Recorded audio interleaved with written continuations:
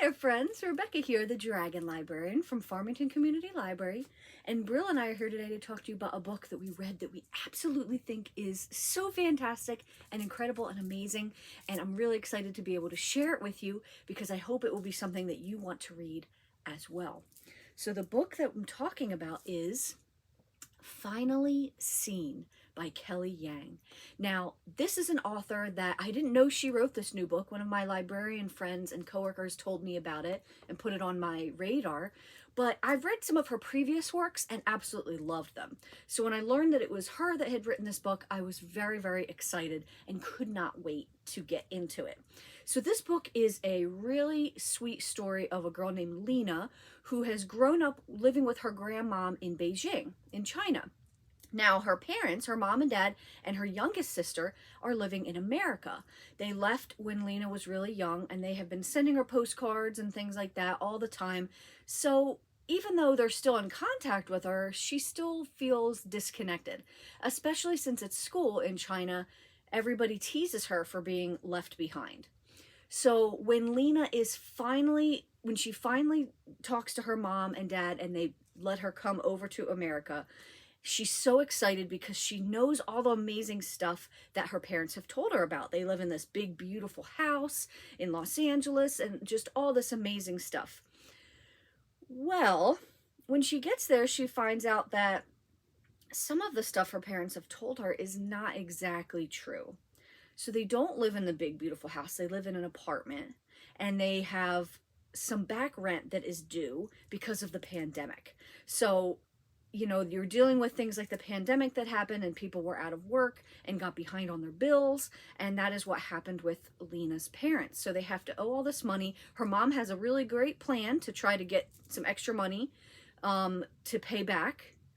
And Lena finds when she gets there, her younger sister is really fantastic already at speaking English. She seems to fit in. She seems to know her parents already really well, whereas Lena just still feels left out, even though she thought when she finally gets to America and is with her parents and sister, she's going to feel like she belongs. She still feels left out, especially when at school, she begins to get teased whenever she says a word incorrectly.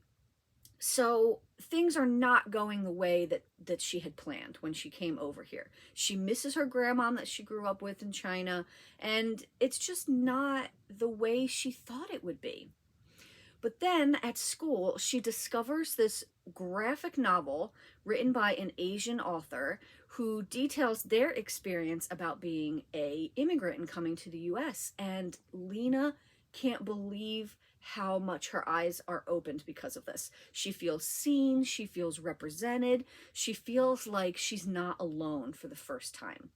It's an incredible feeling. If you've ever read a book like that, and I know I have, that sometimes you feel like you're all alone in the world and that nobody will understand you or get what you're going through, and then you read a book with a character that's maybe a little bit similar to you or going through something similar, and you feel like, wow, I'm not alone. This person is getting through this and I will too.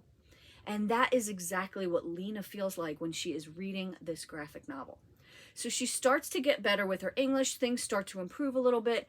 But then in another twist, one of the moms of her classmates decides to complain about this graphic novel that they're reading in class, and they're trying to ban it now. So Lena has to decide whether she is willing and ready to step up and find her voice to defend not just this book, but also the fact that her voice matters, her experience matters. Wow. There's a lot going on with this book, right? There's a lot of different aspects in it. There's the family aspect of it. There's the culture aspect of it, like being a child of two different cultures and where do you fit in with that. There's the bullying aspect with stuff she's going on at school, and then you've got the book censorship issue as well. But I didn't feel like it was too much. Like saying all that, it sounds like, wow, for a little book, this is dealing with a lot of stuff, but it's done in a real heartfelt way.